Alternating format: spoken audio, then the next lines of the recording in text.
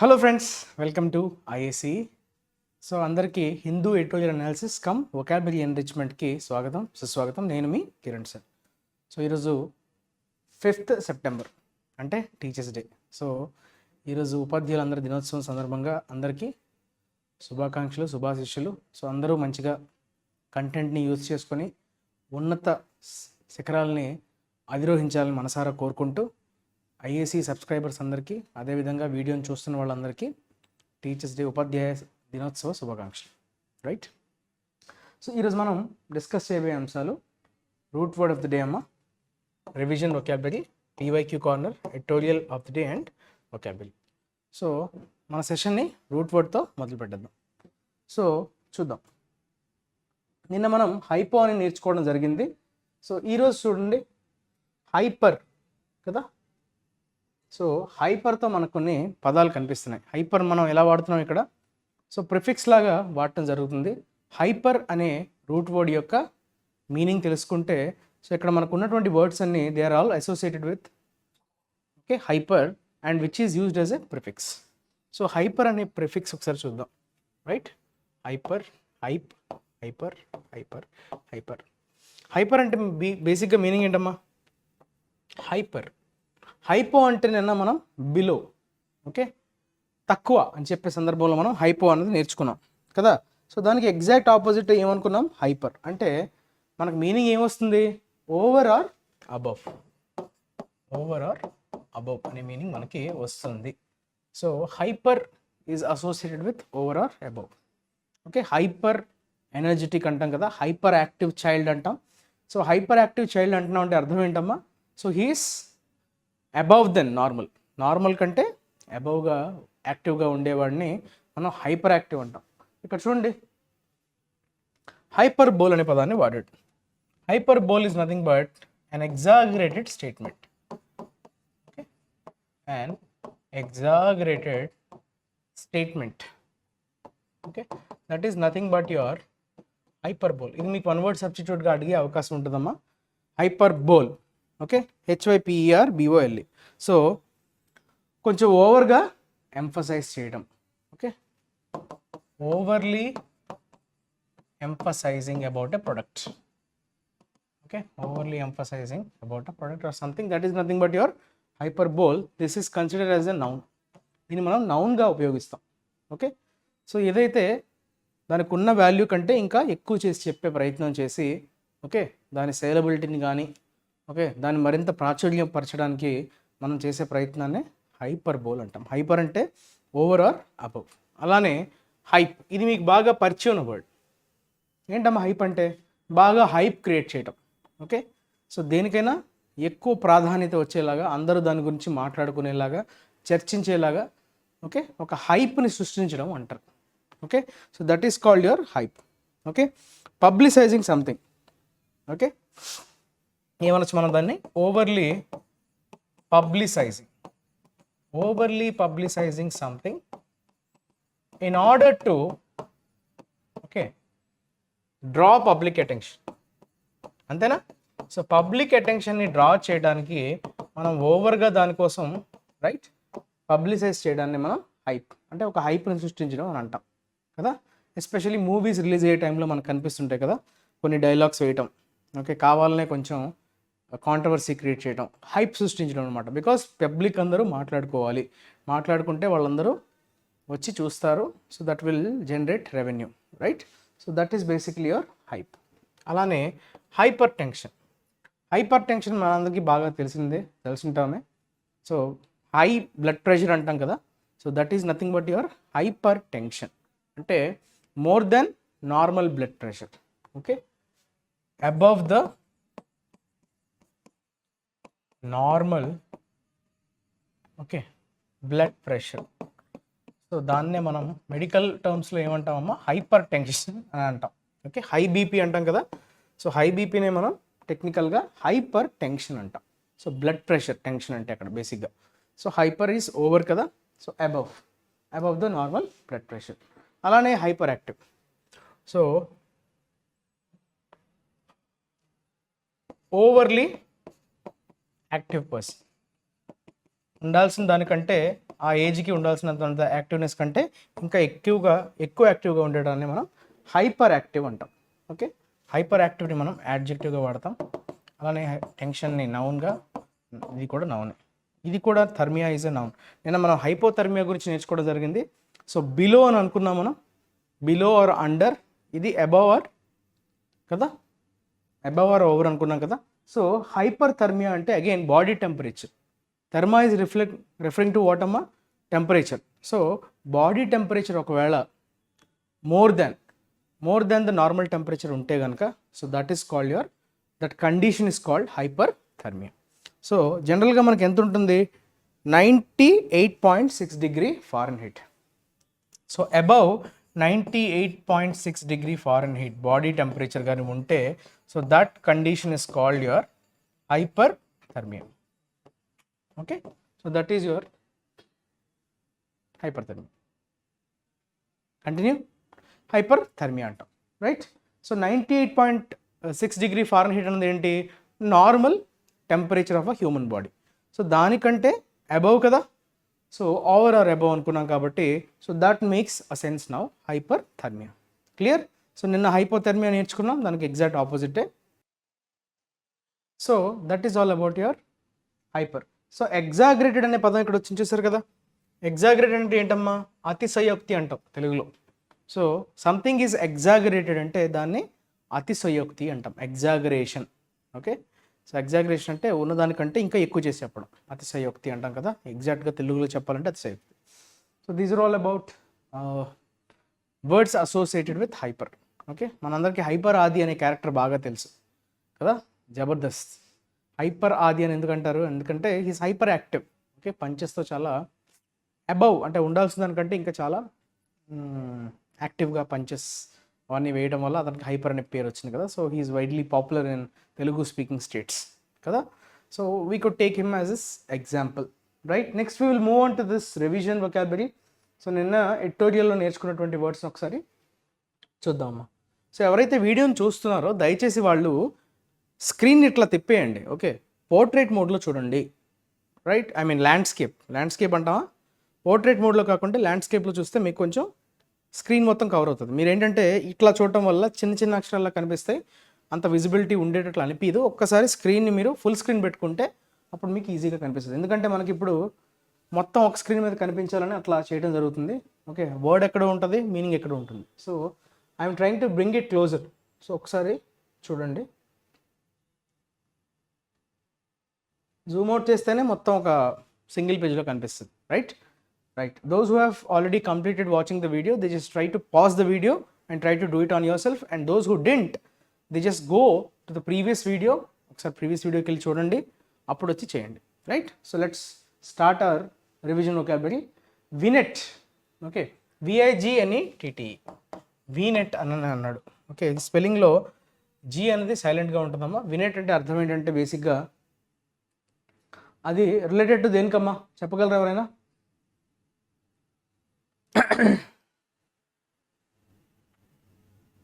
Okay, so VNet statement చూడండి అమ్మ ఒకసారి. సో దాని యొక్క మీనింగ్ అనేది మనకి పక్కనే ఉంది కదా. సో స్టేట్మెంట్ డీని అబ్జర్వ్ చేయండి. A brief evocative description account or episode. అంటే మనల్ని ఒక్కసారి ఎవోకేట్ చేయడం అర్థం ఏంటి, పాత రోజులకు తీసుకుని వెళ్ళి evocative. Okay, so it will draw some response from us. Elusive అనొచ్చు, ఎవోకేటివ్ అనొచ్చు. సో ఎల్యూజివ్ అన్నా ఎవోకేటివ్ అన్నా okay, evocative. Okay, it is drawing some, okay, మనకి రెస్పాన్స్ని ఎవోక్ చేయటం. That is nothing but your vignette. So D will be your correct answer అమ్మ. అలానే illustrate. Okay, illustrate అంటే దేనైనా డిస్క్రైబ్ చేయటం, ఇల్లస్ట్రేషన్ అంటాం, అది నౌన్గా వాడతాం. Illustration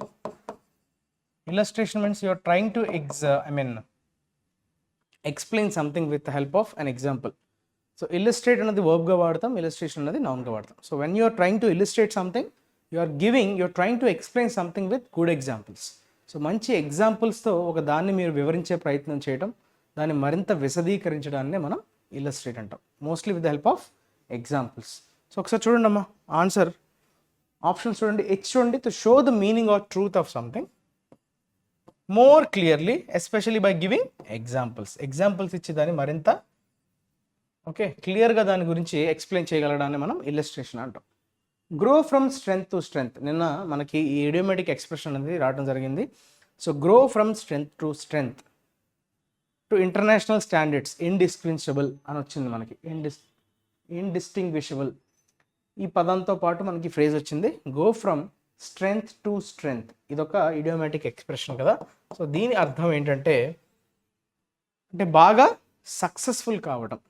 okay, to become more successful or confident, that is nothing but your grow from strength to strength. Statement F చూడండి ఒకసారి, become more and more successful or confident అంటే F will be your correct answer. అలానే indistinguishable, indistinguishable. So IN అనే prefix distinguishable అనే వర్డ్కి add అవడం వల్ల దాని మీనింగ్ అనేది ఆల్టర్ అవుతుంది, అంటే ఎగ్జాక్ట్గా ఆపోజిట్గా మారిపోతుంది. What you mean by distinguishable? Distinguish నుంచి పుట్టింది ఇదంతా. చూడండి, డిస్టింగ్విష్ దానికి ఏబిఎల్ఈ యాడ్ చేశాడు సఫిక్స్, అది యాడ్జెక్టివ్ అయింది. దానికి మళ్ళీ ప్రిఫిక్స్ ఐఎన్ యాడ్ చేశాడు ముందుకి, సో అప్పటిది ఇండిస్టింగ్విషబుల్ అయ్యింది. డిస్టింగ్విషబుల్ అంటే మీరు దేనైనా డిఫరెన్షియేట్ చేయడానికి పాసిబుల్ అయ్యేదాన్ని మనం డిస్టింగ్విషబుల్ అంటాం, అంటే దాన్ని డిఫర్ చేయొచ్చు, ఓకే, డిస్టింగ్ చేయొచ్చు. బట్ ఇండిస్టింగ్విషబుల్ అంటే మీరు దాన్ని డిస్టింక్ట్గా చేయలేరు. Okay, so you cannot identify to be different or distinct. So ఇప్పుడు చూడండి, not able to be identified as different or distinct, అది డిఫరెంట్ కాదు డిస్టింక్ట్ కాదు, అంటే సేమ్ అన్నట్టుగా. Indistinguishable that is same, not different అని అర్థం. Okay, so A will be your correct answer, A B L E suffix కాబట్టి యాడ్జెక్టివ్. అలానే ఎగ్జాంప్లిఫై, ఎఫ్ఐ సఫిక్స్ అండ్ ఇవన్నీ వర్బ్స్. ఎగ్జాంప్లిఫై అంటే మీరు దేనైనా కోట్ చేయడం. ఎగ్జాంపుల్ తీసుకొని ఎగ్జాంప్లిఫై చేస్తున్నారంటే అర్థం ఏంటి, దాన్ని ఎగ్జాంపుల్గా తీసుకొని మీరు దాన్ని చెప్పే ప్రయత్నం చేయడం, right? So to be a typical example of something, okay, that is called exemplify. Typical example అంటే స్టాండర్డ్, క్లాసిక్ అంటాం కదా. టిపికల్ అన్నా ఓకే, టిపికల్ ఎగ్జాంపుల్ అంటే అర్థం ఏంటమ్మా, స్టాండర్డ్ ఎగ్జాంపుల్ అని చెప్పొచ్చు. ఒక స్టాండర్డ్ ఎగ్జాంపుల్ లేదంటే ఒక క్లాసిక్ ఎగ్జాంపుల్. అంటే కరెక్ట్గా మీకు అర్థం కావట్లేదంటే ఆ ఎగ్జాంపుల్ చూడగానే మీకు అర్థమైపోవాలి. సో ఒక థియరిటికల్గా మీకు ఆ విషయం అర్థం కాకపోయినా ఆ ఎగ్జాంపుల్ బట్టి మనం ఈజీగా దాన్ని అర్థం చేసుకోవడాన్ని మనం స్టాండర్డ్ టిపికల్ ఎగ్జాంపుల్ అని కానీ క్లాసిక్ ఎగ్జాంపుల్ అని కానీ చెప్పచ్చు. అలానే స్వీట్, ఇది పలికే విధానం చూసారా, స్వీట్ అంటారు. స్వీట్ అంటే బేసిక్గా ఎస్డబ్ల్యూఈటి మనకు తెలుసు. సూట్ అన్నది మనం వేసుకునే సూట్ ఉంటుంది కదా, ఎస్యుఐటి అది. ఇక్కడ స్వీట్ అంటే అర్థం ఏంటంటే బేసిక్గా సెట్ ఆఫ్ రూమ్స్ అనమాట. సెట్ ఆఫ్ రూమ్స్ని మనం స్వీట్ అంటాం. ఎస్పెషల్లీ మనం హోటల్స్కి వెళ్తుంటే స్వీట్ రూమ్స్ అని కనిపిస్తుంటాయి. సో అక్కడ సెట్ ఆఫ్ రూమ్స్ని వాడు స్వీట్ అని పిలుస్తుంటాడు. అదే ఒక గ్రూప్ని ఉద్దేశించి మనం స్వీట్ని ఎక్కువగా వాడుతుంటాం. Okay, group of minerals, geology పరంగా చూసుకుంటే మనకి group of minerals, rocks or fossils, set of rooms అని కూడా వాడతాం. సో స్వీట్ని మనం ఒక గ్రూప్ని ఉద్దేశించి కూడా మాట్లాడతాం, సెట్ అని కానీ గ్రూప్ అని కానీ. సో జియాలజీ పరంగా చూసుకుంటే, జియాలజీ అంటే అర్థం ఏంటమ్మా, study of the interior of the earth. Geo refers to earth కదా. So geology study of the interior of the earth, that is geology. So minerals కానీ రాక్స్ కానీ ఫాజిల్స్, శిలాజాలు అంటాం కదా ఫాజిల్స్. సో వాటి గురించి ఓకే ఆ గ్రూప్ని ఉద్దేశించి మనం దాన్ని స్వీట్ అని అంటాం. అలానే పెనోప్లై, ప్యానోప్లైలో ప్యాన్ అని చూసారా. సో ప్యాన్ అంటే చాలా ఆల్ అన్నట్టుగా మనకి నేర్చుకోవడం జరిగింది. సో ప్యానోప్లై అన్నది టెలిస్కోప్స్ నిన్న ఉద్దేశించి మనం మాట్లాడాం. అబ్జర్వేటరీ కదా, కేరళకు సంబంధించినటువంటి అబ్జర్వేటరీ గురించి మాట్లాడుకున్నాం కదా. సో ప్యానోప్లై ఆఫ్ టెలిస్కోప్స్ అంటే ఎక్స్టెన్సివ్ ఆర్ ఇంప్రెసివ్ కలెక్షన్, అంటే విపరీతమైనటువంటి ఓకే కలెక్షన్ ఉండడమే, large variety of, okay, that is nothing but your panoply. Extensive or impressive collection, B will be your correct answer. తర్వాత interplanetary అనే పదం వాడాడు. Inter అంటే ఏంటమ్మా, ఇన్ బిట్వీన్, ఇది కూడా చాలా మనం డిస్కస్ చేసుకున్నాం. ఇంటర్ అనే ప్రిఫిక్స్ కనిపించిందంటే it is related to in between. So in between what? 2 planets. Okay. The movement in between 2 planets is nothing but your interplanetary, situated or relating to travel between planets. So J statement మనం తీసుకోవచ్చా? So between planets అన్నాడు కాబట్టి J, right? J will be your correct response. అలానే concurrent, concurrence, that is your noun, concurrent will be your adjective కదా. కాన్ అంటే together. Okay, so happening together, ఒకేసారి exist అవ్వడం కానీ ఒకేసారి జరగడం అనే మీనింగ్లో మనం కంకరెంట్ అనే పదాన్ని వాడతాం. Existing or happening or done at the same time, ఒకే టైంలో జరగటం, దట్ ఈస్ కంకరెంట్. ఓకే, అలానే రోవర్. రోవర్ అనేది జనరల్ మీనింగ్లో ఏంటి? ఇష్టానుసారం తిరిగేవాడు. ఓకే, ఒక చోట స్టేబుల్గా ఉండకుండా wander, one who wanders is said to be a rover. కానీ మనం ఓకే టెక్నికల్గా నేర్చుకునేటప్పుడు ఎస్పెషల్లీ సైంటిఫిక్, నిన్న మనం ఎస్ఎన్టీ పాయింట్ ఆఫ్ వ్యూలో పర్స్పెక్టివ్లో రోవర్ అనేది ల్యాండర్ దిగింది, ఆ ల్యాండర్ సాఫ్ట్ ల్యాండింగ్ చేసిన తర్వాత రోవర్ని దించడం జరిగింది కదా, విక్రమ్ రోవర్. సో రోవర్ ఏం చేస్తుంది? సో అక్కడ అదొక చిన్న వెహికల్. సో ఎస్పెషల్లీ టెరైన్, ఎప్పుడైతే టెరైన్ అంటే అక్కడ ఏంటి, అక్కడ ఉండేటువంటి ల్యాండ్ ఏదైతే ఉంటుందో అది స్మూత్గా కాకుండా రఫ్గా ఉండే సర్ఫేసెస్లో అది వెళ్ళే విధంగా దాన్ని డిజైన్ చేయడం జరిగింది. సో ఎక్కడ ఎంత రఫ్గా ఉన్నా కూడా అది మూవ్ అయ్యి అక్కడ ఉన్నటువంటి ఓకే దాన్ని స్టడీ చేయడానికి, అక్కడ ఉన్నటువంటి సర్ఫేస్ని స్టడీ చేయడానికి ఆ రోవర్ హెల్ప్ చేస్తుంది. So it moves around. Okay, especially in the rough terrain అన్నట్టు, చూసారా? ఓవర్ రఫ్ టెరైన్ అంటే నాట్ స్మూత్ అని అర్థం. Okay, not smooth. ఆ సర్ఫేస్ ఎలా ఉన్నా కూడా దాన్ని తట్టుకొని నిలబడి స్టడీ చేయడానికి ఆ రోవర్ బాగా ఉపయోగపడుతుంది. So that is the rover. Okay, these are all about. So ఒకసారి చెక్ చేసుకోండి అమ్మా ఎవరైతే వీడియోని పాజ్ చేసుకున్నారో. So how many words you're able to recollect, దాన్ని ఒకసారి చెక్ చేసుకోండి. Next we will move on to PYQ corner. So previous year questions మనం డిస్కస్ చేస్తున్నాం కదా. సో 2023 CGL Tier 1 ఓకే రీసెంట్గా జూలైలో కంక్లూడ్ అయ్యాయి కదా. సో ఆ క్వశ్చన్స్ని మనం ఈరోజు డిస్కస్ చేయడం జరగబోతుంది. ఒకసారి ఫస్ట్ క్వశ్చన్ని చూద్దామమ్మా. First question is based on your ఏంటమ్మా PQRS కదా, పారాజంబుల్. సో ఒకసారి మనకి ఫస్ట్ టైం మనం చూడాల్సింది ఏంటి, ABCD. ఇక్కడ మనకి ABCD ఫస్ట్. ఓకే, అన్నీ డిస్టింక్ట్గా ఉన్నాయి, డిఫరెంట్గా ఉన్నాయి కదా. డిస్టింక్ట్ అంటే ఏంటి అనుకున్నాం, డిఫరెంట్. సో ప్రతి ఆప్షన్ యొక్క ఫస్ట్ స్టేట్మెంట్ అనేది ABCDగా ఉన్నాయి కాబట్టి మనం దీన్ని జాగ్రత్తగా ఐడెంటిఫై చేసుకోగలగాలి. ఓకే, సో చూద్దాం. సి అంటే సితో స్టార్ట్ అవ్వాలా, డీతో స్టార్ట్ అవ్వాలా? సో ఎలిమినేట్ చేసుకుంటూ పదం నెక్స్ట్ ఐ ఎగ్జామిన్డ్ అన్నాడు. నెక్స్ట్తో ఎప్పుడైనా బిగినింగ్ ప్యాసేజ్ ఓపెన్ అయ్యే ఛాన్స్ ఉందా? లేదు. అంటే D cannot be your opening statement. Okay, తర్వాత చూడండి, ఆఫ్టర్ ఎగ్జామినింగ్ దీస్ అన్నాడు. అంటే ఇది ఖచ్చితంగా ఓపెనింగ్ లైన్ అయ్యే ఛాన్స్ ఉందమ్మా. After examining these 3 approaches. Okay, అంటే ఏ ఖచ్చితంగా అయ్యే ఛాన్స్ లేదు. దేర్ వర్ 3 అప్రోచెస్ అన్నాడు. చూసారా, అంటే దీని గురించి ఇక్కడ ప్రస్తావన వచ్చింది మళ్ళీ. చూసారా, ఇక్కడ 3 అప్రోచెస్ గురించి మాట్లాడాడు, ఇక్కడ కూడా ఎగ్జామినింగ్ దీస్ 3. అంటే ఖచ్చితంగా మనకి బి తర్వాతనే ఏ రావాలి, అదే మనకు అర్థమైంది. ఎందుకంటే ఫస్ట్ దేర్ వర్ 3 అప్రోచెస్ అన్నాడు. సో దాని గురించి ఆఫ్టర్ ఎగ్జామినింగ్ అంటున్నాడు కాబట్టి బి తర్వాత ఏ రావాలి, బి తర్వాత ఏ రావాలి. చూడండి, ఏబి వచ్చింది, బి తర్వాత ఏ రావాలి, ఏబి వచ్చింది, wrong. A B wrong, B A option D. అయిపోయింది ఆన్సర్. సో మొత్తం చూడకుండానే మనం ఆన్సర్ని పెట్టగలిగాం. ఓకే, ఆల్రెడీ మనం ఎలిమినేట్ చేసేసాం, ఏ కాదని డి కాదని, ఈ 2 ఎలిమినేట్ చేసేసాం. కానీ ఈ ఏబి మ్యాండేటరీ పేరుని ఏదైతే మనం కరెక్ట్గా గుర్తించగలిగామో, with the help of BA also we have come to the conclusion that BADC will be the right sequence. చూసారా, సో అంత హెల్ప్ చేస్తారన్నమాట మ్యాండేటరీ పేర్స్. ఓకే, సో ఒక మ్యాండేటరీ పేరుని పట్టుకోగానే మనకి మిగతా ఆప్షన్స్ని ఎలిమినేట్ చేసుకుంటే ఈజీగా ఆన్సర్ని రాబట్టుకోవచ్చు. ఓకే, 4 సెంటెన్సెస్ని మనం ఒకదానికొకటి అరేంజ్ చేయాల్సినటువంటి అవసరం లేదు, just go with the options, right? Next. Okay, ఇది జాగ్రత్తగా అబ్జర్వ్ చేయండి. క్వశ్చన్, ఓకే, జర్మీ అంటున్నాడు.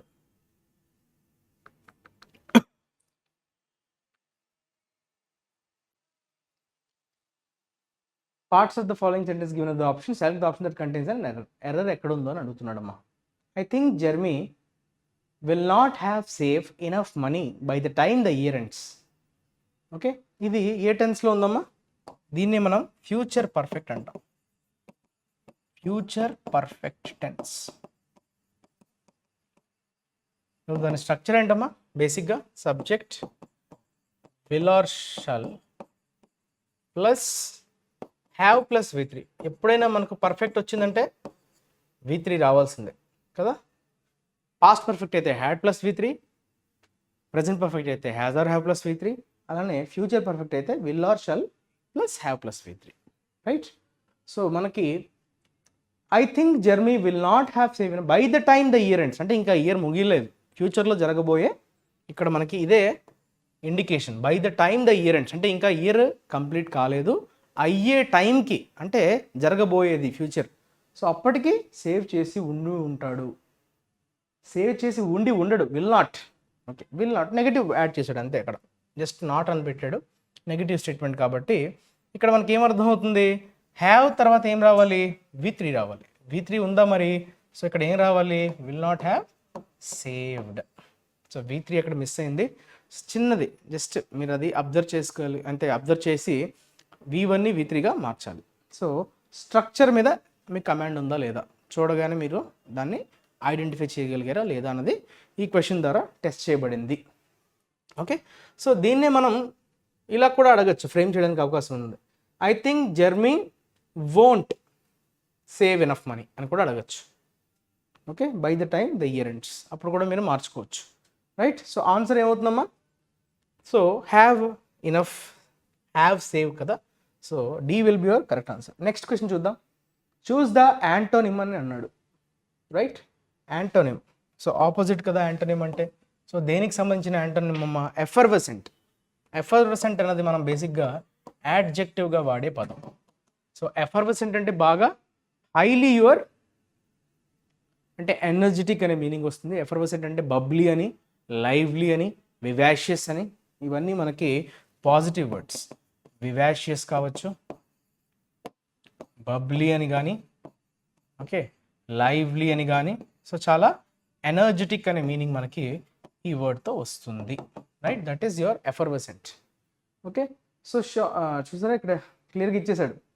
Sonali is bubbly and carefree in comparison to her sister. మెటాల్ is subdued nature. Okay, subdued nature అని అంటున్నాడు. ఇంతకీ వర్డ్ ఎఫర్వసెంట్కి ఎగ్జాక్ట్ ఆపోజిట్ ఏంటి అని అడుగుతున్నాడు. ఓకే,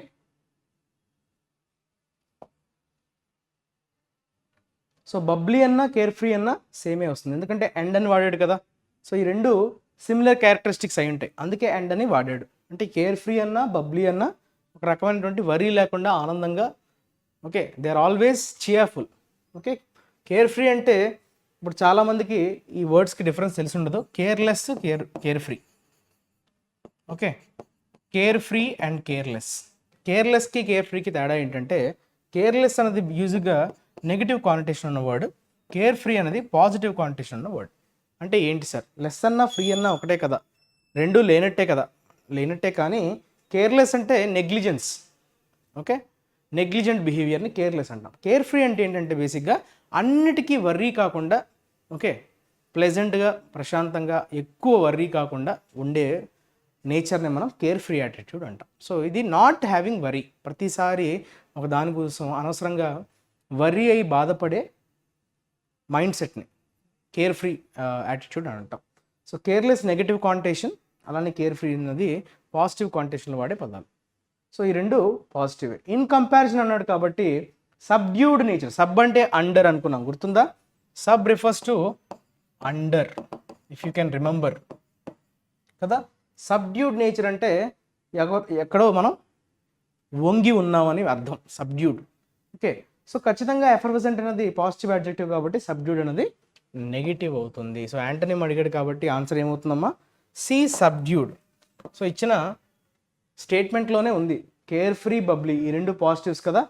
సో ఈ రెండు పాజిటివ్స్ కాబట్టి ఈ రెండు సినోనిమ్స్. సో ఈ రెండు ఆన్సర్ అయ్యే ఛాన్స్ లేదు. కంపారిజన్ అన్నాడు. సో బేసిక్గా మనకు అడిగింది ఏంటి? యాడ్జెక్టివ్. యాడ్జెక్టివ్కి యాంటనిమ్ యాడ్జెక్టివ్ అవ్వాలా? యాడ్జెక్టివ్ అవ్వాలి. కంపారిజన్ అనేది నౌన్ కదా. సో ఇది ఎలానో కాదు. So C will be your correct answer. Next, select the incorrectly spelled word. Okay, so జాగ్రత్తగా చూడండి అమ్మా, which one will be the correct answer. ఒకసారి రిజ్యూమ్ చేస్తా. ఓకే, చూడండి.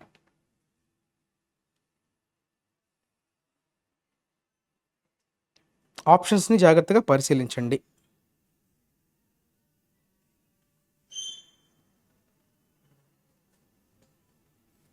ఓకే,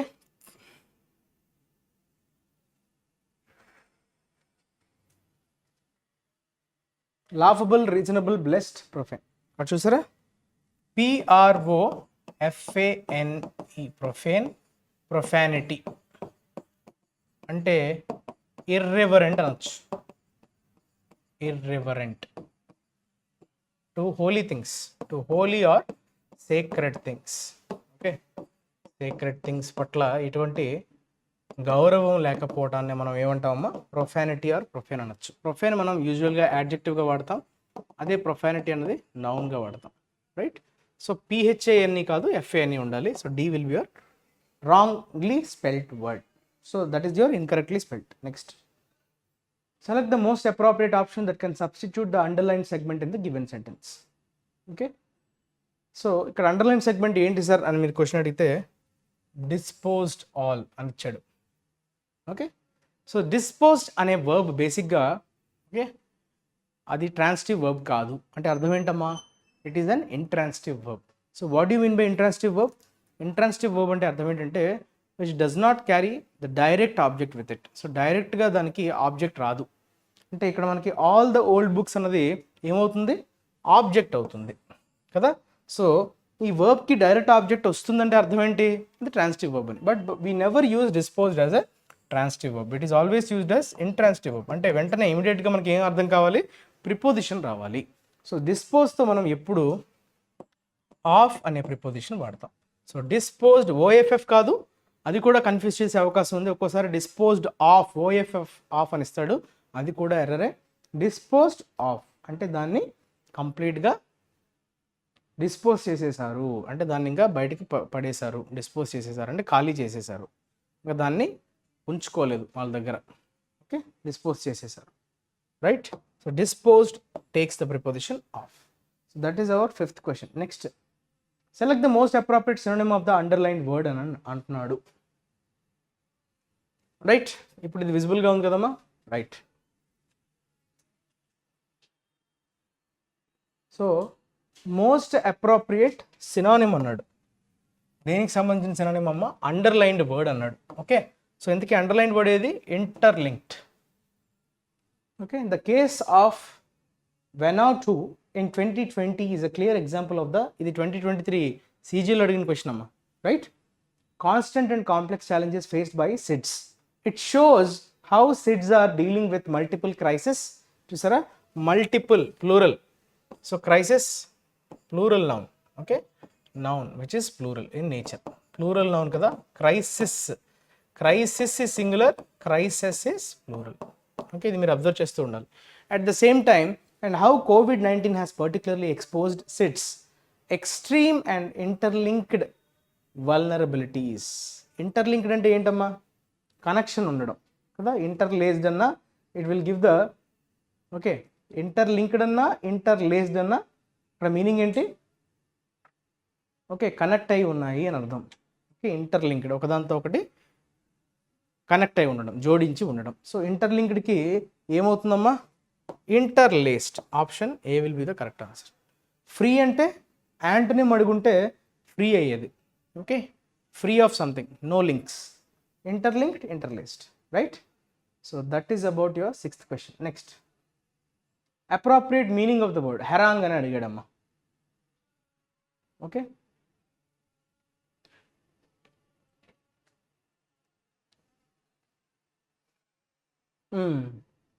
సో ఇది ఒక రకంగా వన్ వర్డ్ సబ్స్టిట్యూట్కి రివర్స్ అనమాట.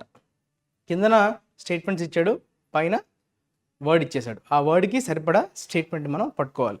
హెరాంగ్, ఓకే, HARANGUE. హెరాంగ్ని మనం జనరల్గా ఏమంటామని అంటున్నాడు. ఆప్షన్స్ చూసారా? ఓకే, హెరాంగ్ అన్నది బేసిక్గా ఏ లెంతీ అండ్ అగ్రెసివ్ స్పీచ్. చాలా అగ్రెసివ్ అంటే అర్థం ఏంటమ్మా? విపరీతమైనటువంటి కోపంతో కూడినటువంటి స్పీచ్ని మనం అగ్రెసివ్ స్పీచ్ అంటాం. సో ఒక లెంతీగా అగ్రెసివ్గా ఉండే స్పీచ్ని ఉద్దేశించి మనం హెరాంగ్ అని అంటాం. HARANGUE. ఓకే, అలానే ఈ ఏరోప్లేన్స్ ఉండే వాటిని ఏమంటాం గుర్తుందా? మీకు తెలుసా? దాన్ని ఏమంటారో మీరు కమెంట్ సెక్షన్లో మెన్షన్ చేయండి. ఏరోప్లేన్ షెడ్ని ఏమంటాం? ఓకే, అది కూడా క్లూ ఏంటంటే హెచ్తోనే స్టార్ట్ అవుతుంది. ఓకే, అలానే బ్రేకర్ ఆఫ్ ఐడల్స్, తర్వాత స్ట్రిక్ట్ డిసిప్లినేరియన్. డిసిప్లినేరియన్ అంటే మనకి జనరల్గా మార్టినెట్ అనే పదాన్ని వాడతాం. ఓకే, మార్టినెట్ అంటే who is a very strict disciplinarian. బాగా స్ట్రిక్ట్గా ఉండే వ్యక్తిని మనం మార్టినెట్ అని అంటాం. ఓకే, సో ఎయిర్ప్లేన్ షెడ్ని ఏమంటారో మీరు కమెంట్ సెక్షన్లో మెన్షన్ చేయండి ఆప్షన్ ఏకి సంబంధించి. రైట్, నెక్స్ట్ 8th క్వశ్చన్ చూద్దాం. ఇది క్లోజ్ టెస్ట్ అమ్మా. 8 to 12 we have got 5 questions total. So ఒక్కొక్కటి చేసే ప్రయత్నం చేద్దాం. 8, 9, 10, 11, 12. Okay, red wing had read dash. Read dash. Okay, negligently, wholesome, somewhere, careless. ఒకవేళ ఇక్కడ వస్తే యాడ్వర్బ్ రావాలి కదా, యాడ్వర్బ్ రావాలి. కేర్లెస్ అన్నది ఏంటమ్మా? యాడ్జెక్టివ్ కదా, అంటే ఇది అయ్యే ఆన్సర్ ఉందా? Option A gets eliminated. Okay, had read dash. ఇక్కడ కూడా హోల్సమ్ అన్నది ఏమైంది? యాడ్జెక్టివ్ అయింది.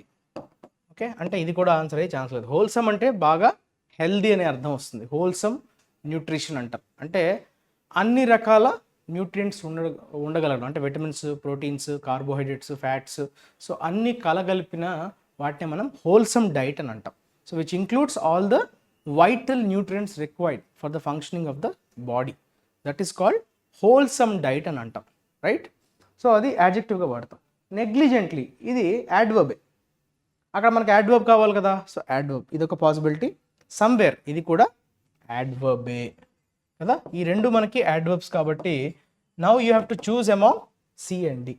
Red wing had read negligently that one of his favourite writers Ernest. Favourite writers గురించి నెగ్లిజెంట్గా చదవగలరా ఎవరైనా? చెప్పండి మీరైనా. సరిపోతుంది ఈ వర్డ్. అప్పుడు నెగ్లిజెంట్లీ విల్ బి ఇన్కరెక్ట్, ఎందుకంటే ఫేవరెట్ రైటర్స్ అంటున్నాడు. ఫేవరెట్ రైటర్స్ గురించి ఎక్కడో చదివాడు, read somewhere. So D will be the correct answer. Next, Hemingway had been asked what was the best dash for a novelist. Okay, ఒక novelist అవ్వడానికి ఒక best ఏంటి అంటే, ఇక్కడ బెస్ట్ అంటే ఏంటండి? బేసిక్గా యాడ్జెక్టివ్ కదమ్మా బెస్ట్. Superlative form adjective. అంటే ఇక్కడ మనకి ఏం మిస్ అయింది? నౌన్ మిస్ అయింది. ట్రైనింగ్, మెడికేషన్, నేచర్, మెయింటెనెన్స్ అన్నీ కూడా నౌన్సే. ఇప్పుడు మనం జాగ్రత్తగా అబ్జర్వ్ చేయాలి. Best nature for a novelist. నవలిస్ట్కున్న నేచర్ ఏంటి అని అడగచ్చు, కానీ best dash for a novelist, నాకు నవలిస్ట్కి కావాల్సిన నేచర్ ఏంటి? Does it make sense? C అనేది ఇన్కరెక్ట్ అవుతుంది. నేచర్ ఫర్ ఏ నవలిస్ట్ అనేది కాదు. నవలిస్ట్ యొక్క నేచర్ ఏంటి అని అడగచ్చు, కానీ బెస్ట్ డాష్ ఫర్ ఏ నవలిస్ట్లో నేచర్ అనేది ఫిట్ అవ్వట్లేదు. It is not the fittest word. What was the best maintenance for a novelist? ఇది కూడా సెట్ అవ్వట్లేదు కాంటెక్స్ట్లో. What was the best medication? Medication అంటే ఏంటి? ఒక డిసీజ్కి ఎప్పుడైనా మనం మెడికేషన్ ఇస్తాం, కానీ నవలిస్ట్ అనేవాడికి ఏంటి అవసరం? ఎలా ట్రైన్ చేయాలి? ఒక నవలిస్ట్గా ఎదగాలంటే ఉండాల్సినటువంటి బెస్ట్ మార్గం ఏంటి అంటే training is the correct answer. ట్రైనింగ్ని మనం నౌన్గా వాడడం, దీన్నే మనం జెరండ్ అని అంటాం. Okay, gerund form is nothing but when something is V1 plus ING structure. Structure V1 plus ING ఉంటుంది, ఫంక్షన్ మాత్రం నౌన్గా ఫంక్షన్ చేసేదాన్ని మనం జెరండ్ అంటాం. So what was the best training for a novelist అనే క్వశ్చన్ అడగడం జరిగింది. ఓకే, హీ హ్యాడ్ సెడ్, అప్పుడు అతను ఇచ్చిన రిప్లై ఏంటంటే అన్హ్యాపీ చైల్డ్హుడ్. చాలా సాడ్ చైల్డ్హుడ్ ఎవరికైతే ఉంటుందో అని చెప్పాడనమాట. ఎవరు? Ernest Hemingway. Red wing had enjoyed a fine time growing up. So Red Wing అంటే ఎవరైతే తన ఫేవరెట్ రైటర్ గురించి చదివాడో అతను ఉద్దేశించి మాట్లాడుతున్నాడు. So Red wing had enjoyed a fine time growing up but he dash if this whole dash was unfolding more like a novel, and would he dash on one person, one character, the guy in charge, him. Maybe you got a happy childhood and then an unhappy adulthood. That's how novels worked. Okay, so ఇదంతా మనకి 2023 CGL ప్రిలిమ్స్లో వచ్చిన question కాబట్టి దీన్ని మీరు జాగ్రత్తగా observe చేయండి. Okay, but he dash అన్నాడు. Okay, but he వ్యాండెడ్ అంటే ఏంటమ్మా? ఇందాక మనం అనుకున్నాం కదా, రోవర్ అన్నా వ్యాండర్ అన్నా ఒకటే. వ్యాండెడ్ అంటే తిరగడం. ఓకే, సో ఇది ఇన్కరెక్ట్ అవుతుంది. But he wasted if this whole, if అంటున్నాడు కదా, wasted something, if this whole మళ్ళీ డౌట్ వస్తుంది, అంటే వేస్టెడ్ కాదు.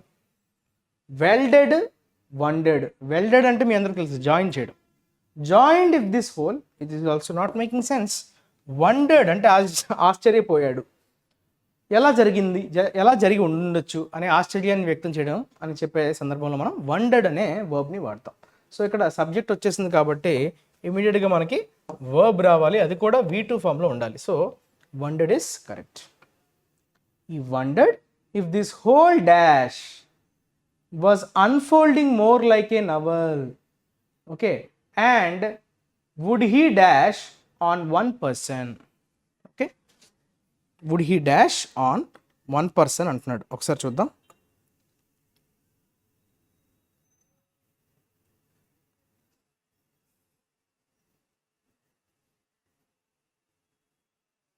వుడ్ హీ కాదమ్మది, వుడ్ బి. అందుకే నాకు తేడా కనిపించింది. సో ఇక్కడ వుడ్ బి ఉండాలి, వుడ్ హీ కాదు, ఇది would be dash. Okay, so that will be the correct. ఇది ఇప్పుడు సరిపోతుంది. This whole dash, exasperation, expectation, expiation, expedition. Okay, so expiation అంటే ఏంటి? బేసిక్గా ఎక్స్పియేట్ అంటే దేనికోసమైనా మీరు ఎక్స్పియేట్ చేస్తున్నారంటే కాంపన్సేట్ ఫర్ ఆల్ సిన్స్, పశ్చాత్తాపం పట్టం, ఫర్ ఆల్ సిన్స్. మీరు చేసిన పాపాలకి మీరు ప్రాయశ్చిత్తం అంటాం కదా, దట్ ఈస్ కాల్డ్ యువర్ ఎక్స్పియేట్. ఎగ్జాస్పరేషన్ అంటే మీరు చాలా ఫుల్లీ టైర్డ్, ఎగ్జాస్పరేట్. ఓకే, ఎగ్జాస్పరేషన్ అంటాం, దాని వర్బ్ ఫామే ఎగ్జాస్పరేట్. ఓకే, EXASPERATE, ఎగ్జాస్పరేట్ అంటే ఫుల్గా మీరు ఇరిటేట్ అయిపోయారు, ఫ్రస్ట్రేట్ అయిపోయారు అనే మీనింగ్ వస్తుంది. ఇరిటేటెడ్ అండ్ ఫ్రస్ట్రేటెడ్ అనే మీనింగ్ మనకి వస్తుంది. ఫ్రస్ట్రేటెడ్. Expedition, expectation. ఎక్స్పెడిషన్ అంటే మీరు దేన్నైనా ఎక్స్ప్లోర్ చేస్తున్నారు. ఎక్స్ప్లోర్ చేస్తేనే కదా అన్ఫోల్డ్ అవుతుంది. అన్ఫోల్డ్ అవ్వడం అంటే ఏంటి? ఆవిష్కృతం అవ్వటం. సో మన కళ్ళ ముందు మెదలడం. So expedition will be the correct answer, option D. Okay, if this whole expedition, whole అన్నది యాడ్జెక్టివ్ కదమ్మా, హోల్ ఈజ్ యాడ్జెక్టివ్. సో ఖచ్చితంగా ఇక్కడ నౌన్ ఉండాలి. So expedition was unfolding more like a novel. నవల్లానే మనకు ఒక్కొక్కటి ఆవిష్కృతం అవుతూ ఉంటాయి కదా నవల్ చదువుతూ వెళ్తున్నప్పటికీ. సో అలానే ఇది కూడా అతనికి అనిపించింది. He wondered. Okay, and would be. Okay, ఇక్కడ వుడ్ బీ రావాలి, right. Would be dash, and would be dash on one person. ఇక్కడ మనకి జాగ్రత్తగా మీరు అబ్జర్వ్ చేస్తే ఆన్ అనే ప్రిపోజిషన్ కనిపిస్తుంది. ఓకే, వుడ్ బీ తర్వాత V3 రావాలి. సో ఇక్కడ ఆన్ అనే ప్రిపోజిషన్ ఏ V3కి సెట్ అవుతుంది? ఓకే, బ్లేమ్డ్ సమ్వన్ అంటే దీంతో మనకి ప్రిపోజిషన్ రాదు, అంటే option B wrong. Blessed with అని వస్తుంది కదా, బ్లెస్డ్ ఆన్ రాదు. So that is not the incorrect, that is incorrect. ఏదమ్మా? బ్లెస్డ్. బ్లూమ్డ్, బేస్డ్ ఆన్ అంటాం కదా, so D. Based on one person, one character, the guy in charge, him. అయితే అక్కడ incharge ఎవరు? తన గురించే తను చెప్పుకుంటున్నాడు. వుడ్ బి హిమ్, నేనే కారకుడిని. Okay, so maybe you got a happy childhood and then un unhappy adulthood అంటున్నాడు. అంటే ఒకవేళ ఆయన అన్నట్టుగా అన్హ్యాపీ అన్నాడు కదా చైల్డ్హుడ్, నా చైల్డ్హుడ్ ఏమో హ్యాపీగానే ఉంది. మేబీ నేను అడల్ట్ స్టేజ్కి వచ్చేసరికి మేబీ నేను అన్హ్యాపీగా ఉండొచ్చు. That's how novels work. ఆ విధంగానే నవల్స్ అనేవి వర్క్ అవుతాయి అన్నట్టుగా చెప్పాడు, right. So this is how we have come to a conclusion. Okay, next, tires చూడండి ఇచ్చినటువంటి ఎడిటోరియల్ ఈరోజు టియర్స్ అపార్ట్ అన్నాడు. మీలో అందరికీ టియర్ అనే పదం తెలిసి ఉండొచ్చు. ఎస్పెషల్లీ CGL ఎగ్జామ్స్ Tier 1 అంటాడు. చాలామంది ఏంటంటే టైర్ అనుకుంటారు, అది టైర్ కదమ్మా, టియర్. టియర్ అంటే ఏంటంటే మీరు జనరల్గా ట్రైన్స్లో ప్రయాణించినప్పుడు కూడా మనకి Tier 2 AC Tier 1 AC Tier 2 అని కనిపిస్తుంటుంది. అంటే ప్రథమ శ్రేణి అంటాం. శ్రేణి అని చెప్పే మీనింగ్లో మనకి టియర్ అనే పదాన్ని వాడతాం. ఓకే, సో టియర్స్ అంటే అక్కడ మీనింగ్ ఏంటమ్మా, శ్రేణి. తెలుగులో మనం శ్రేణి అని అంటాం. అంటే క్లాస్ కదా, తరగతి. తరగతి అంటే మళ్ళీ క్లాస్ రూమ్కి సంబంధించిన తరగతి కాదు, రైట్? ఆ క్లాస్, ఆ సెక్షన్కి సంబంధించిన వాళ్ళు అని చెప్పడం. సో టియర్స్ అపార్ట్ అంటున్నాడు, అంటే కంప్లీట్గా డిఫరెంట్ అని చెప్తున్నాడు. One nation one election militates, okay, against federalism, tiered governance. Tiered governance అంటే అక్కడ అర్థం ఏంటమ్మా, పాలన మనకి ఎలా ఉంటుంది, central government, state government, local bodies అని మనకి పాలన అంది వికేంద్రీకరణ, డీసెంట్రలైజేషన్ అంటాం కదా. సో దాన్నే మనం టియర్డ్ గవర్నెన్స్ అంటాం. అంటే ఒక్కటే బాడీ ఉండి అందరినీ సూపర్వైజ్ చేయదు కదా, దేనికి దానికి సెపరేట్ పవర్స్, సెపరేట్ స్టైల్స్ ఉంటాయి కదా. సో అది ఎందుకు, వెసులుబాటు కోసం, పాలన వెసులుబాటు కోసం, రైట్? సో అగెయిన్స్ట్ ఫెడరలిజం అంటున్నాడు. Okay, what do mean by federalism? సమాఖ్య స్ఫూర్తి అంటాం దాన్ని. సమాఖ్య స్ఫూర్తి అంటే స్టేట్కి సెంటర్కి మంచి అక్కడ కోఆర్డినేషన్ ఉండడం, ఫెడరల్ వ్యవస్థ. అంటే ఫెడరల్ స్టేట్ అంటే అర్థం ఏంటి, there is a good relation between the centre and state. అంటే ప్రతిసారి సెంటరే చెప్తే స్టేట్ వినడం కాదు, state to centre okay coordinate అయ్యి పనిచేయడం, దట్ ఈస్ ఫెడరల్ సమాఖ్య వ్యవస్థ. ఓకే, సో ఈ వన్ నేషన్ వన్ ఎలక్షన్ అనే సిద్ధాంతం ఏదైతే ఉందో, ఈ పదం మనం ఎప్పటి నుంచో వింటున్నాం ఈ మధ్య. సో దట్ మీన్స్ మిలిటేట్ చేస్తుంది అంటే అర్థం ఏంటి అక్కడ, what do you mean by militate? అక్కడ మిలిటేట్ అనే పదాన్ని మనం ఎలా వాడాడో అబ్జర్వ్ చేయండి. సబ్జెక్ట్కి ఇమీడియట్గా వచ్చింది కదా, సో ఇమీడియట్గా వస్తే దాన్ని మనం ఎలా వాడినట్టమ్మా, దాన్ని మనం వర్బ్గా వాడినట్టు. Okay, so that is nothing but your militate. అంటే విచ్ ఈజ్ వర్కింగ్ అగైనెస్ట్ అనొచ్చు.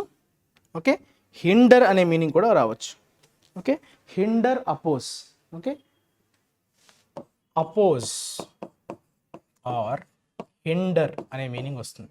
దేనికి అగెనిస్ట్గా అమ్మా, సమాఖ్య స్ఫూర్తికి ఇది అగెనిస్ట్గా ఉంది ఈ స్లోగన్ ఏదైతే ఉందో, వన్ నేషన్ వన్ ఎలక్షన్. అంటే ఒక రకంగా మనకి ఎలా అనిపిస్తుంది, ఈ వన్ నేషన్ వన్ ఎలక్షన్ అనే స్లోగన్కి కంప్లీట్గా విరుద్ధంగా ఒక ఒపీనియన్ ఉన్నట్టుగా మనకి క్లియర్గా స్పష్టంగా ఈ సబ్ హెడ్డింగ్ ద్వారా మనకు అర్థమవుతుంది, రైట్? మనం ఒకసారి చూద్దాం.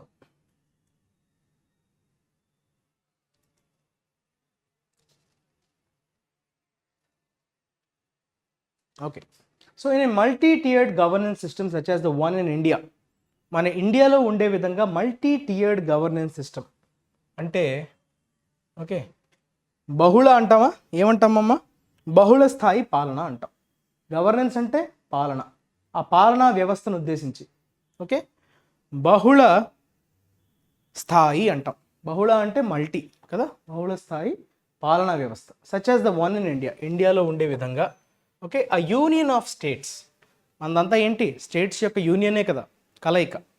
Okay, electoral democracy works by allowing people to choose their representatives for each tier based on their perception of who is best suited to represent them for each specific tier. Okay, so electoral democracy works. Electoral democracy అన్నది అసలు ఎలా function చేస్తుందంట, అది పనిచేసే విధానం గురించి చెప్తున్నాడు. Works ఎలా పనిచేస్తుంది, బై అలౌయింగ్ పీపుల్, ప్రజల్ని ఎన్నుకోవటానికి. ఎవరిని ఎన్నుకోవడానికి, వారి రిప్రజెంటేటివ్స్ అంటే వాళ్ళని ఓకే రిప్రజెంట్ చేసే వాళ్ళని ఎన్నుకోవడానికి అది అవకాశం ఇస్తుంది electoral democracy. Okay, for each tier అంటే ప్రతి ఒక్క శ్రేణి. Okay, based on their perception, వాళ్ళకు ఉన్నటువంటి అవగాహన మేరకు. పర్సెప్షన్ అంటే ఇక్కడ అవగాహన మేరకు, అంటే ఎవరు మనల్ని బాగా రిప్రజెంట్ చేయగలరు, ప్రతినిధులు అంటాం కదా, మనకి ప్రాతినిధ్యం ఎవరు బాగా వహించగలరు అనే ఒక కంక్లూజన్ ఎవరికైతే ఉంటుందో, సో వాళ్ళు డెసిషన్ తీసుకుంటారు ఎవరిని ఎన్నుకోవాలన్నది, right? Specific tier, each specific tier అంటే అది సెంట్రల్ గవర్నమెంట్ ఎలక్షన్ కావచ్చు, లోకల్ బాడీ ఎలక్షన్ కావచ్చు, రైట్? పార్లమెంట్కి చెందినటువంటి ఎంపీ ఎలక్షన్స్ కూడా కావచ్చు. సో ఈచ్ టియర్కి డిఫరెంట్ ఓకే స్పెసిఫిక్ టియర్ అంటున్నాడు కదా, వాళ్ళని రిప్రజెంట్ చేయడానికి అలౌ చేస్తుంది electoral democracy. There is a reason why there is a demarcation of power between the union, states and local body institutions and why there is a voter mandate every 5 years to elect representatives for parliament, assemblies and local bodies. చూసారా, ప్రతిదానికి ఒక reason ఉంది, ప్రతిదానికి ఒక కారణం ఉంది. Demarcation అంటే అక్కడ అర్థం ఏంటమ్మా? డివైడ్. డిమార్కేషన్ అంటే ఏంటి? ఎవరికి ఎంత పవర్స్ ఉండాలి, ఏ ఏ పరిధుల్లో ఎవరెవరు ఫంక్షన్ చేయాలి అని ఒక క్లియర్ కట్ డిఫరెన్స్ని మనం డిమార్కేషన్ ఆఫ్ పవర్ అంటాం. సో డిమార్కేషన్ అంటే అక్కడ అర్థం ఏంటి? వారి యొక్క పవర్స్ ఎంత వరకు ఉన్నాయి అని లిమిటేషన్స్ ఉంటాయి కదా, దాన్నే డిమార్కేషన్ అంటాం. సో దేనికి సంబంధించిన డిమార్కేషన్ అమ్మా? పవర్స్. యూనియన్స్కి వేటి వేటి మీద పవర్ ఉంది, స్టేట్కి వేటి వేటి మీద పవర్ ఉంది అని డిమార్కేట్ చేయడం, right? Especially union, states and local body institutions, వారి వారి పరిధుల్లో వాళ్ళకు ఉన్నటువంటి పవర్స్ ఏంటి అన్నది ఓకే, దానికి ఒక రీజన్ ఉంది. And why there is a voter mandate. అయితే ఈ తీర్పు, మ్యాండేట్ అంటే ఇక్కడ అర్థం ఏంటి? మనం 5 yearsకి ఒకసారి ఎందుకు చేస్తున్నాం అన్న దానికి కూడా రీజన్ ఉంది. To elect representatives for parliament కావచ్చు, అసెంబ్లీస్ కావచ్చు, లోకల్ బాడీస్ కావచ్చు, ఏదైనా కావచ్చు. సో వీటిలో వేటికైనా 5 years అనేది కూడా ఎందుకన్న దానికి కూడా ఒక రీజన్ ఉంది. The demarcation allows for specific roles for each representative across these tiers and suggest varied voter choices that could be based on party affiliation, candidate strength, ideological positions or simple socio-economic reasons specifics to each constituency. అయితే ఈ demarcation అనేది ఏదైతే చేశారో power, okay, ఈ power demarcation ఏదైతే చేశారో దీనివల్ల వచ్చేటువంటి ప్రయోజనం ఏంటి? అది ఏం చేస్తుందంట? ఇట్ అలౌస్ అంటున్నాడు. సో ఇట్ అలౌస్, అది దేన్ని అలౌ చేస్తుందమ్మా? For specific roles for each representative. అదే ఎమ్మెల్యే కావచ్చు, ఎంపీ కావచ్చు, వార్డు మెంబర్ కావచ్చు, వారి వారి ప్రాధాన్యతలను బేస్ చేసుకొని స్పెసిఫిక్ రోల్స్, వాళ్ళకున్న పాత్రలను ఓకే ఈ శ్రేణులు గుండా ఓకే వాళ్ళ రోల్స్ని వాళ్ళు పర్ఫామ్ చేయొచ్చు. At the same time suggest varied voter choices.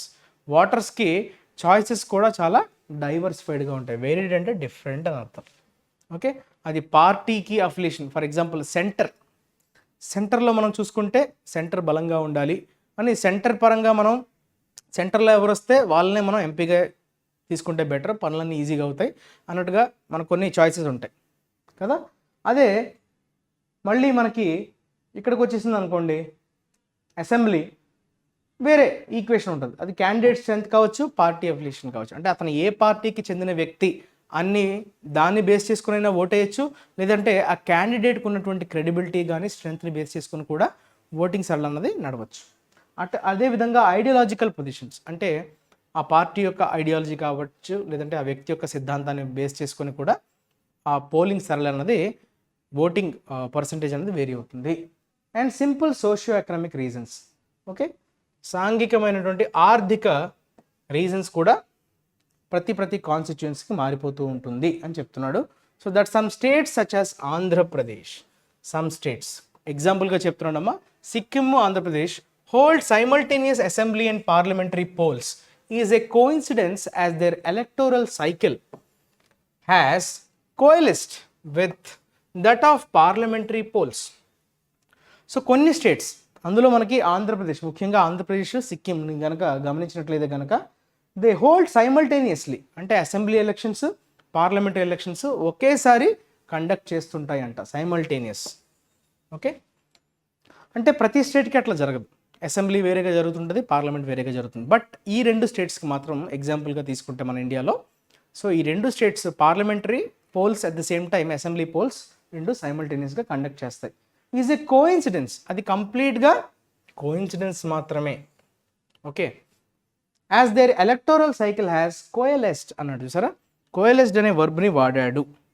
Okay, so coalesce అంటే come together to form one mass or whole, come together to form one mass or whole. Coalesced అనే వర్బ్తో with అనే preposition always fix.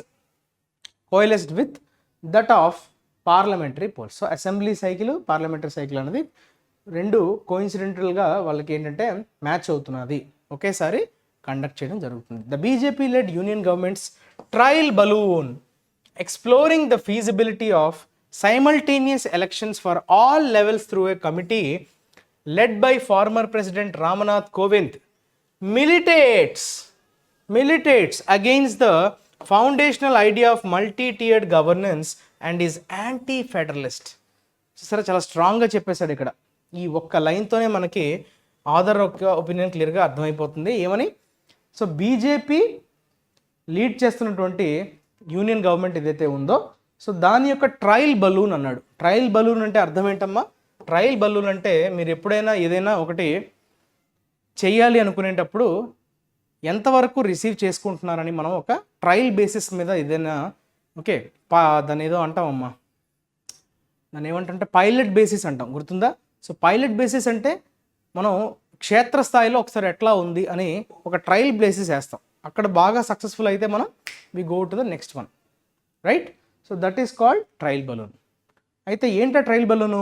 Exploring the feasibility of simultaneous elections, అంటే assembly parliament elections అన్ని states వాళ్ళు ఒకేసారి conduct చేయడం possibility ఉందా? Feasibility అంటే అక్కడ అర్థం ఏంటి? పాసిబిలిటీ, ఓకే, జరిగే అవకాశం. కమిటీ లెడ్ బై, అయితే దాన్ని ఎవరు పర్యవేక్షిస్తున్నారు? లెడ్ బై ఫార్మర్ ప్రెసిడెంట్, మన మాజీ రాష్ట్రపతి రామ్నాథ్ కోవింద్ నేతృత్వంలో ఒక కమిటీని నియమించారు. ఇది ఎట్లా సైమల్టేనియస్ ఎలక్షన్స్ జరగడానికి ఏంటి పాసిబిలిటీ ఉందని బీజేపీ అనేది కమిటీని ఫామ్ చేసింది. ఆ కమిటీని లీడ్ చేస్తుంది ఎవరమ్మా? Former president Ramnath Kovind. So వాళ్ళు ఏం చేశారు? మిలిటేట్స్ అగెయిన్స్ట్ అంటున్నాడు. సో వాళ్ళు ఇచ్చినటువంటి, అంటే ఈ కమిటీ ఇచ్చినటువంటి రిపోర్ట్ ఎట్లా ఉండొచ్చు మేబీ. సో మిలిటేట్ అంటే దానికి కంప్లీట్గా అగెయినిస్ట్గా ఉంది. ఓకే, దేనికి? ఈ యాంటీ మన అర్థం ఏంటి? మల్టీ టియర్డ్ గవర్నెన్స్, ఫెడరలిస్టిక్ అంటాం కదా. సో ఫౌండేషనల్ ఐడియా, దానికి ఉన్నటువంటి ఫౌండేషన్నే అది పెకిలించి వేసే విధంగా యాంటీ ఫెడరలిస్ట్గా ఉంది అని చెప్తున్నాడు. అంటే సమాఖ్య స్ఫూర్తికి వ్యతిరేకంగా ఉంది అని చెప్తున్నాడు. డేంజరస్లీ, చూసారా పదాల యొక్క తీవ్రతనే అర్థం చేసుకోండి. One of the committees terms of reference to examine and recommend if the amendments to the constitution for the purpose of holding simultaneous elections would require ratification by the states is a proposition that is anti-constitutional and will not stand legal scrutiny. Okay, one of the committee's terms of reference అంటే ఇవి conditions అని చెప్పి వాళ్ళు ఇచ్చేటువంటి కొన్ని టర్మ్స్ని మనం terms of reference అంటాం. ఏమని చెప్పారంట ఆ కమిటీ ఇచ్చినటువంటి టర్మ్స్ ఆఫ్ రెఫరెన్స్లో ఒకటి, వన్ ఆఫ్ దెమ్ ఏంటది? To examine and recommend if the amendments to the constitution for the purpose of holding simultaneous elections would require ratification by the states ఖచ్చితంగా దాన్ని ఆమోదించాలి. రాటిఫికేషన్ అంటే ఏంటి? అసెంబ్లీ వాళ్ళందరూ ఓటింగ్లో పార్టిసిపేట్ చేసి దాన్ని తీర్మానాన్ని ఆమోదించాలన్నట్టుగా అక్కడ మెన్షన్ చేసి ఉంది. ఎస్పెషల్లీ దేనికమ్మా? ఈ సైమల్టేనియస్ ఎలక్షన్స్ ఏవైతే కండక్ట్ చేయాలనే ఆలోచన ఉందో, సో అటువంటి అమెండ్మెంట్స్ ఏవైనా కాన్స్టిట్యూషన్కి చేయాలనుకుంటే ఖచ్చితంగా స్టేట్స్ రాటిఫై చేయాలి అనే ఈ స్టేట్మెంట్ ఆఫ్ ఈ టర్మ్స్ ఆఫ్ రెఫరెన్స్ ఏదైతే కమిటీ చెప్పిందో అది చాలా డేంజరస్గా ఉంది. ఈజ్ ఏ ప్రపోజిషన్ అంటే అక్కడ ప్రపోజల్ అని అర్థం. ప్రపోజిషన్ అంటే ఒక థియరీ, ఒక ప్రపోజల్ అని అర్థం. దట్ ఈజ్ యాంటీ కాన్స్టిట్యూషన్కి చాలా వ్యతిరేకంగా ఉంది. And will not stand legal scrutiny, అంటే అది లీగల్ స్క్రూటినీని తట్టుకొని నిలబడలేదు, అంటే వీగిపోతుంది అంటారు. Would not stand legal scrutiny అంటే లీగల్గా జరిగే స్క్రూటినీని అది తట్టుకొని నిలబడలేదు. It also advances a motive that would curtail many assemblies much before their scheduled tenures and untenable prospect. అయితే చాలా అసెంబ్లీస్ ఇంకా కంప్లీట్ అయ్యి ఉండవు, టెన్యూర్స్ 5 years అనేది మినిమం కదా. సో వీళ్ళు కానీ ఇట్లాంటిది ఏదైనా తేవాలని ప్రయత్నం చేస్తే ఏమవుతుంది? వాళ్ళకి కంప్లీట్ అవ్వాల్సిన టర్మ్ కంప్లీట్ కాకముందే డిజాల్వ్ అయిపోతుంది. So that is nothing but and untenable prospect, అంటే అది ఏమాత్రం కూడా అన్టీనబుల్, అది ఒప్పుకోదగ్గది కాదు, untenable. Okay, so prospect, untenable prospect అంటే ఇట్లా ముగియక ముందే డిజాల్వ్ అయిపోవడం. కర్టైల్ అంటే అర్థం ఏంటమ్మా? That will lessen, curtail. Okay, something which would lessen, reduce అనే మీనింగ్ మనకి వస్తుంది. రైట్, నెక్స్ట్ చూద్దాం.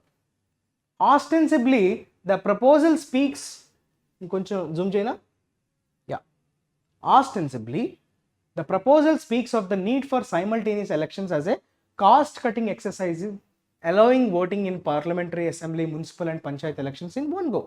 అయితే ఆస్టెన్సిబ్లీ అంటే అర్థం ఏంటమ్మా, అపారెంట్లీ అని అంటాం.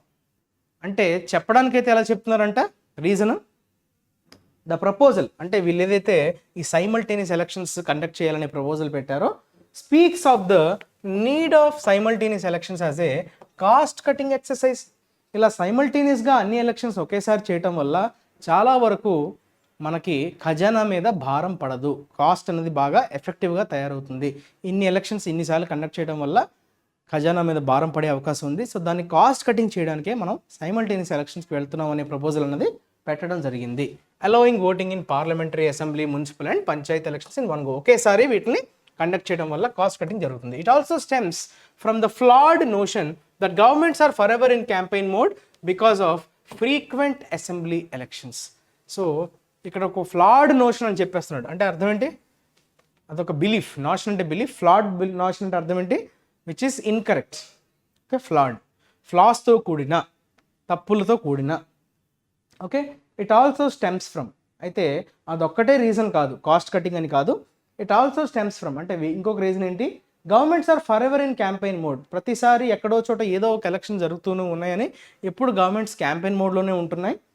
ఓకే, సో ఇక్కడ అసెంబ్లీ ఎలక్షన్స్ జరుగుతున్నాయని, అక్కడ జరుగుతున్నాయని, ఇక్కడ జరుగుతున్నాయని, ఎప్పుడు ఏదో ఒక ఎలక్షన్ మోడ్లో వాళ్ళు క్యాంపెయిన్ మోడ్లోనే ఉండిపోతున్నారని చెప్తున్నాడు. First, there is no study to prove that there will be significant cost saving with simultaneous elections, and in any case the costs incurred in the conduct of elections are not essentially wasteful, as there is a multiplier effect to campaign spending and economic activity around polls.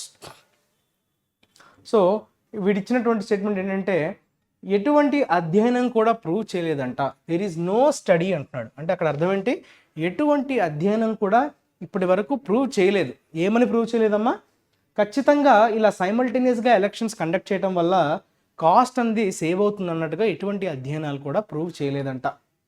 Okay, తర్వాత the cost incurred in the conduct of elections are not essentially wasteful. అలానే ఒకవేళ ఈ elections conduct చేయడం వల్ల వచ్చే cost ఏవైతే incur అవుతాయో, చూసారా, కాస్ట్ అనే పదానికి ఇన్కర్ అనే వర్బ్ అనేది, okay, profits incurred, loss incurred, cost incurred, so ఇవి కలొకేషన్స్ అనమాట. ఓకే, ఇవి ఎట్టి పరిస్థితుల్లో వేస్ట్ అవ్వవు, నాట్ ఎసెన్షియల్లీ వేస్ట్ఫుల్ అంటున్నాడు. As there is a multiplier effect.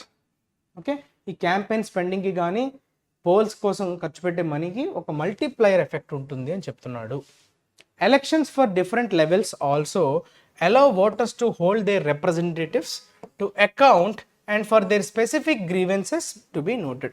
So క్షేత్రస్థాయిలో మనకు కొన్ని ప్రాబ్లమ్స్ ఉంటాయి.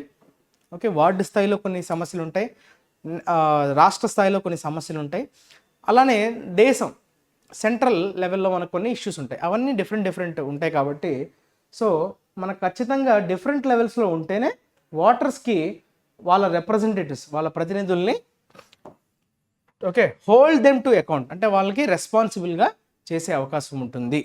మీరు దీన్ని చేస్తారా లేదా, చేస్తేనే మేము మీకు ఓటేస్తాం. సో వాళ్ళకి అకౌంటబుల్ అంటే హోల్డ్ టు అకౌంట్ అంటే వాళ్ళకి రెస్పాన్సిబుల్గా చేయడానికి రిప్రజెంటేటివ్స్ని, ఓకే, ఓటర్స్కి అలౌ చేస్తుంది. ఓకే, ఓటర్స్కి అలౌ చేస్తుంది డిఫరెంట్ లెవెల్స్లో ఎలక్షన్స్ ఉండడం వల్ల. స్పెసిఫిక్ గ్రీవెన్సెస్ అంటే వాళ్ళకి, ఓకే, డిఫరెంట్ కష్టాలు. గ్రీవెన్సెస్ అంటే ఏంటి, కంప్లైంట్స్. ఓకే, సెకండ్, రెండోది ఏంటంటే, the conduct of various elections at different points of time is to only elect representatives for these tiers and is not a referendum on just one tier or even an individual leader at every point of time as the BJP has sought to make it. అయితే BJP ఏదైతే చెప్తుందో సైమల్టేనియస్గా చేయమని, రెండో reason చెప్తున్నాడమ్మా, different points of time, the conduct of various elections at different points of time is to only elect representatives for these tiers. So different స్థాయిల్లో, different శ్రేణుల్లో ఉండేటువంటి ఈ రిప్రజెంటేటివ్స్ ఎవరైతే ఉన్నారో, సో వాళ్ళని డిఫరెంట్ పాయింట్స్ ఆఫ్ టైం, రకరకాల time ఫ్రేమ్స్లో వాళ్ళని elect చేసుకోవడానికి, ఓకే, అది ఏ మాత్రం రెఫరెండం కాదు, ఈజ్ నాట్ ఎ రెఫరెండం అంటున్నాడు. రెఫరెండం అంటే అర్థం ఏంటి? సో ఇక్కడ వచ్చినటువంటి ప్యాటర్న్ ఏదైతే ఉందో అది నెక్స్ట్ టైం వాళ్ళకి ఒక రెఫరెండంలా పనిచేస్తుందంటే అర్థం ఏంటి? ఇప్పుడు ఏదన్నా ఒక అసెంబ్లీ ఎలక్షన్ ఎక్కడైనా జరిగింది అనుకోండి, బైపోల్, అక్కడ వచ్చిన రిజల్ట్ అనేది స్టేట్ ఎలక్షన్స్ మీద రిఫ్లెక్ట్ అవుతుంది. అంటే ప్రజాభిప్రాయం అక్కడే మనకు తెలిసిపోతుంది.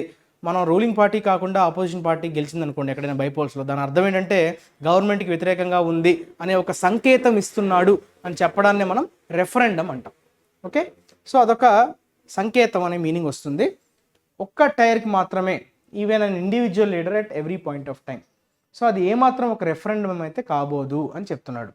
Those in civil and political society who are committed to India's federal structure should argue for separation of the Lok Sabha election from polls to assemblies as the campaign issues and democratic choices vary. అది ఈ point చూసారా? So ఎవరైతే civil society, okay, civil సొసైటీలో ఉండేవాళ్ళు, అలానే రాజకీయమైనటువంటి ఈ సొసైటీలో ఉన్న వాళ్ళందరూ ఎవరైతే భారత సమాఖ్య వ్యవస్థ పట్ల కమిటెడ్గా ఉన్నారో వాళ్ళు ఖచ్చితంగా పోరాడాలి. దేనికోసం పోరాడాలమ్మా? లోక్సభ ఎలక్షన్స్కి, అదేవిధంగా అసెంబ్లీ ఎలక్షన్స్కి సంబంధించినటువంటి ఎలక్షన్స్ అనేవి సెపరేట్గానే జరగాలి.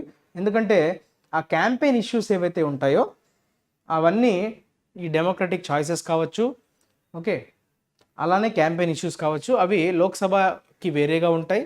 అట్లానే మనకి అసెంబ్లీకి సంబంధించినటువంటివి కంప్లీట్గా డిఫరెంట్గా ఉంటాయి. కాబట్టి సైమల్టేనియస్ అనేది అవ్వటానికి మనం ఎట్టి పరిస్థితుల్లో కూడా సమర్థించకూడదు, దాన్ని అపోజ్ చేయాలి, ఆర్గ్యూ చేయాలి అని క్లియర్గా చెప్పడం జరుగుతుంది. ఓకే, పౌర వ్యవస్థ, ఓకే, పౌర సమాజం, సివిల్ సొసైటీ, ఓకే, అలానే రాజకీయ సమాజం, right? In any case, unless the term of each Lok Sabha and assembly is fixed and premature dissolution for whatever reason is barred, the idea is unworkable. Idea ఎట్టి పరిస్థితుల్లో కూడా వర్క్ అయ్యే chance లేదు. ఏ idea?